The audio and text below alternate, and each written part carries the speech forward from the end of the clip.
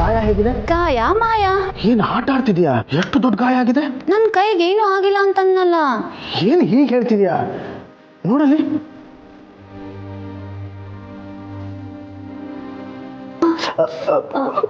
ಸಾರಿ.